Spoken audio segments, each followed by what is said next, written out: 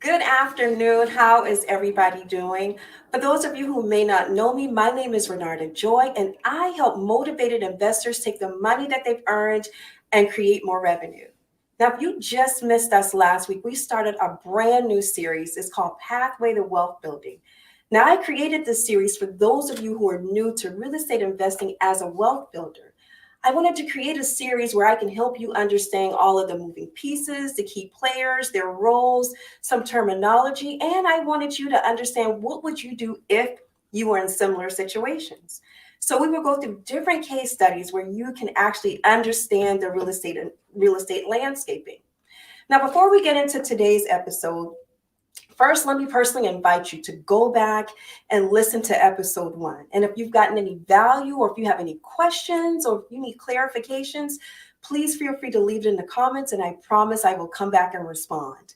Now, let's get into a little bit about some real estate news. Now, I don't know if you've heard, but I just read an article where the birth rate is rebounding. So apparently, during the pandemic, the birthing rate had actually decreased. People were unsure if they were going to have what the job market was going to look like. So they wasn't sure if they should actually start a family. So now it's starting to rebound. And you're like, what does the birthing rate have to do with the housing market? Well, if families aren't trying to start if people aren't trying to start families, it's going to determine the type of properties that they're looking for. Are they looking for a backyard near good school districts? What about amenities? Do they want the parks, the libraries, and so forth and so on? Now, granted, this information was taken from a national level, but what you should do is take this information and apply it to a local level, to the area that you're interested in, right? This is what's considered key indicators that you should also take full look into it to determine the type of property, the type of tenants, what are tenants looking for? Who is your ideal tenant? So I wanted to make sure that I share that with you. Now, let's get into today's teaching.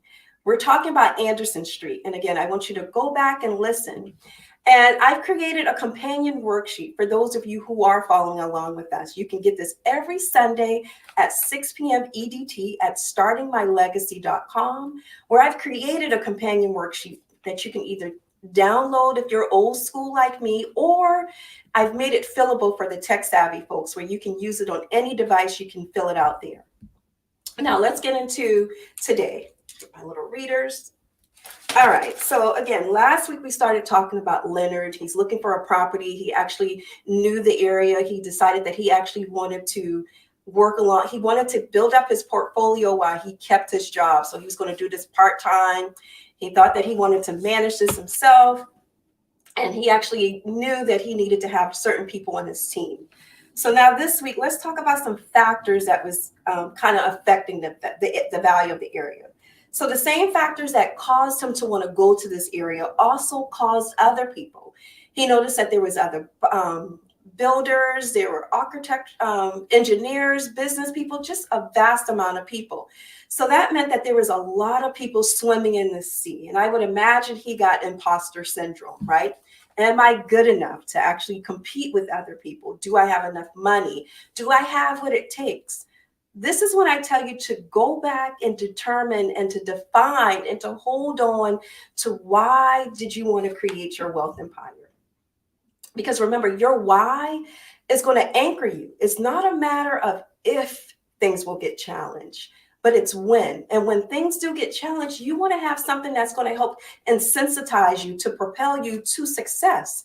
So in this case, you need to understand, why are you doing this? Because when you start to feel discouraged, because it's naturally going to happen, you need to be able to have something that's going to remind you of, to push back all of those fears, all of those feelings, because that's what imposter syndrome does, is it causes you to be paralyzed in thoughts, and you don't have to be.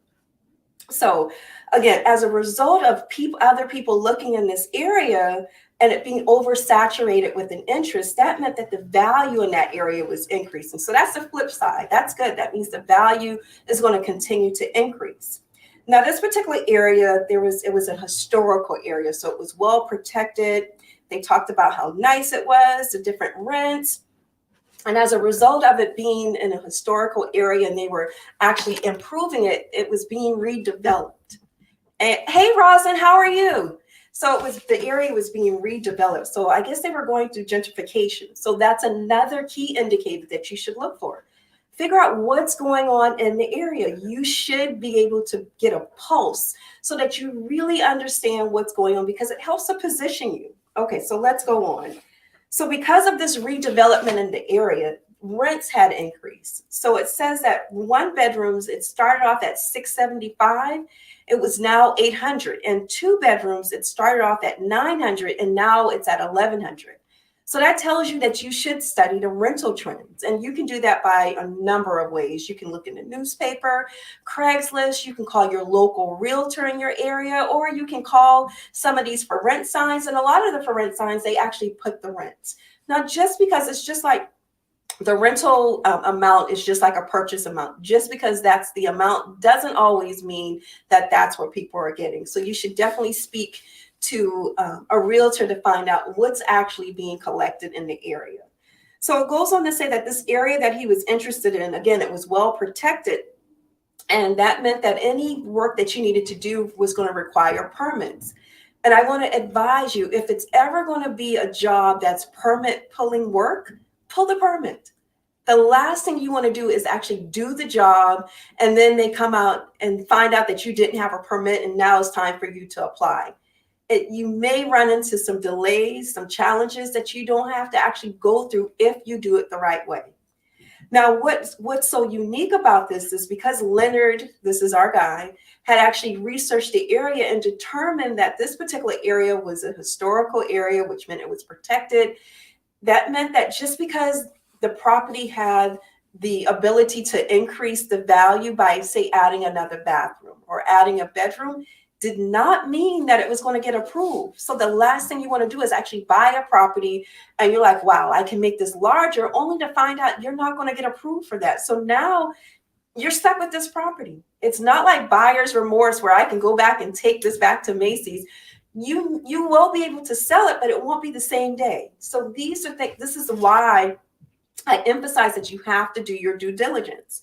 So it goes on to say that Leonard understood that this particular area, it was going to have little depreciation because it was only going up. So the economic conditions in the area was improving for this area, which was great. So that definitely kind of indicates that it went through gentrification.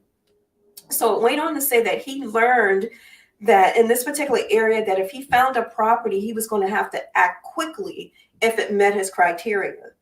Now, what I teach my clients here at the Legacy Playbook Academy is we have a legacy analyzer, right? Which helps our clients to analyze their comps, organize their comps, and also do simulations. It doesn't matter what your buying strategy is, how are you going to fund the deal, how long you're going to keep it. The legacy analyzer helps you to actually comb through to determine if you have a deal or no deal. You should always be combing through. Sooner, quicker, faster, you can get through deals of understanding how to process it. When you actually are ready to start looking for properties, you'll be able to process that quicker. So I suggest that you start doing the numbers, running your numbers to determine if it's a deal or no deal.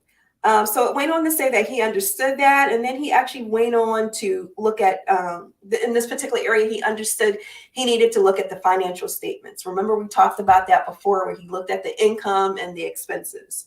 Okay, so going on, he actually found a local broker in the area who was very friendly, who decided that he could resonate with that person and he wanted to work with that broker. It's important, if you find a broker, and if you don't have one, you should start looking for brokers or realtors, get on their list and let them start sending you properties so that you can get a feel for what's going on in the market. You can determine how frequent this agent is actually sending you property, the type of properties, does it meet your criteria? Are they sending it to you fast? And if they're not sending it to you fast, it could mean maybe they're not aggressively working, or there's not a lot of inventory, which is not uncommon. Remember, right now, today is the seller's market. So inventory is very tight. So you're not going to see an influx of getting bombarded with a lot of emails from realtors with the information that you're looking for. But I remember when I was looking in Woonsocket, Rhode Island, I actually found a realtor. Her name was Sunny, and Sunny told me about so many different properties. But when I started building my portfolio, it was a buyer's market. So I was getting more properties than a little bit. But again, get on a couple of realtors lists, determine which one resonates with you, and then that's the one that you want to stick with. So Leonard found a realtor that I guess apparently he resonated with. And this person told him that there was a property on Anderson Street, which is the name of this case, that was coming on the market. And remember, he was actually bidding against brokers in this particular area. So this broker told him, hey, if you're going to move forward, you got to move quicker. So a lot of times, realtors will use that scare tactic to get you to actually move faster. You should never be afraid or scared into buying a property. Now, the more and more you get comfortable with understanding if it's a deal or no deal, you'll be able to work through it quicker. You'll be able to pull that trigger, but you'll be doing it still on your terms. Never be rushed or pressured into doing something, because at the end of the day, you're the one that's on the hook, not the realtor. They're getting a commission and they're moving on to the next buyer. Okay, so in this area, the property that he was looking at, he already determined that he ways of how he can enhance the property to bring more value. He can give it more curb appeal. He can add bedrooms. All of that is giving it forced appreciation, which is really, really good. So this particular house, somebody else had actually bought it. It was going to be a fix and flip. They bought the property for $120,000, and after being $45,000 into what they thought was going to cost $100,000 to improve it, they actually decided if they were well over their head. That's not uncommon either. I can't begin to tell you how many times I see new, even seasoned investors who they don't do their budget properly, so they're not able to actually finish the job, or they actually have to change their plans in the middle of the job. So it's not uncommon. So Leonard found this property that somebody else had purchased. They already had the plans, and he actually liked the plans that they had actually created for this property. So it goes on to say, for the first time, Leonard felt that he had seen a property that met his investment criteria. The one thing that I want to urge you here is he had feelings about it. Never build your wealth with this wealth builder based off of feelings. Never buy or sell based off of feelings. Buy and sell based off of facts, information, data. Never get emotionally tied, because your emotions is not going to help you out in the situation. So keep that in mind. So going on, Leonard said that he was told that the price was $168,000 and that the price was firm. The reason why I wanted to share that with you is that's just verbiage. Whenever you hear somebody say firm, that usually means that the seller, they're not going to budge. But hey, anything is still up for negotiation. What if they've had this property for a while sitting on the market, or maybe things have changed and they have to actually sell it quicker than what they expected. So just because it says firm doesn't mean that you can't go in there and offer less, but you want to do your due diligence to make sure that the number that you are offering is going to be an attractive number. After all, you do, especially with us being in the seller's market, you want to make sure that your offer is attractive, right? So keep that in mind. Just because it says firm does not mean that there's no room for negotiation, but I just want to share that with you so that you understand terminology. So then it goes on to say that Leonard, he called his insurance to find out a quote. So this is why you have to start figuring out who are you going to work with. If you have car insurance, find out if they can give you a bundle deal, so that when you do get a property and you're trying to actually run the numbers to see if it's a deal or no deal, you can call them to say, hey, I have this property. This is what the property offers. Can you please quote me what an annual insurance quote would be for this property? Because you're going to need to have protection against fire, hazard, things of that nature. So then it goes on to say that he understood that the tenants would pay the electrical bill, but the landlord had to pay for the common areas. So like the hallways or the backyard or the front yard, any type of lighting that was outside of the units, he was responsible for. He also said that he understood that he wanted to get a janitor. Janitor would clean up the property, maybe take the trash out, change the light bulbs, simple work like that. And he said that that was going to cost, based off of his quote, about $1,200. So again, you can start looking for some companies, talk to people, TTP, you're going to always hear me say that phrase, figure out who are some of the seasoned investors using in the area. So it goes on to say that he was very pleased with what he saw so far, and he explained it to his wife that they can actually house hack. That meant that they were actually going to live on the property. Now be mindful of this. A lot of times, some tenants, they don't want to live in the same properties with the landlord. Not that they want to do anything that's bad, they just don't want to be that close. And then on the flip side of that, as a landlord or as a, as one of the residents there, do you really want your tenants to have access that every 10 minutes they're knocking on the door with a problem? Or what if it's a time that it's just Saturday and you want to stay in, or it's New Year's? Again, these are some of the things that you have to consider, but it does help with cost, and it teaches you what you should look for should you decide to outsource it. So it can go either way. I can't tell you if house hacking is good, because there's advantages as well as disadvantages, but you should go into any situation understanding both.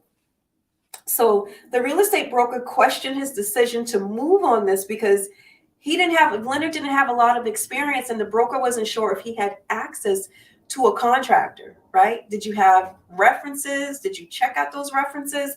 I shared with you that when I get exposed to a contractor, I want to check out their site. I want to see their work for myself to see if it's sloppy. Is their site clean? Is it safe?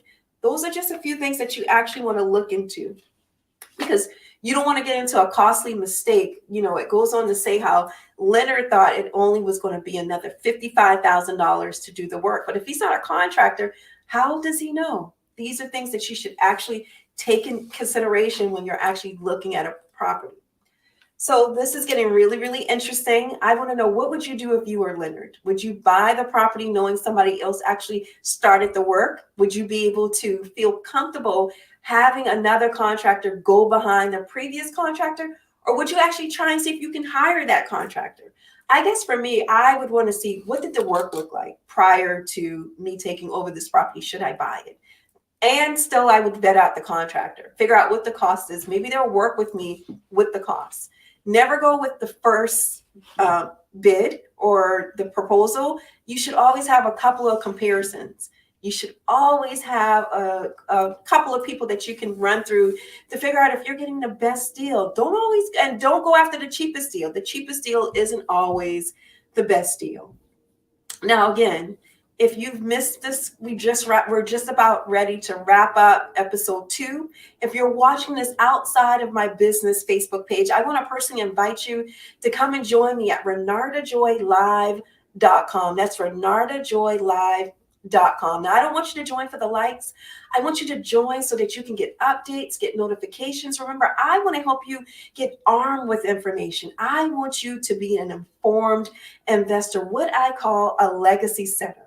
So if you're just joining us, we're just wrapping it up. And I want you to leave any questions, comments, or if you need clarifications, leave that with us. And remember, I've created a companion worksheet that you can download by going to startingmylegacy.com. It will be there every Sunday at 6 p.m. EDT, where you can download it, or for my tech-savvy folks, you can fill it out and follow along with me each and every week. So I am enjoying this episode, or this series, I should say, with this case study, Anderson Street. I hope that you are as well. And I look forward to next week. And I will see you then. Have a great evening and a better week.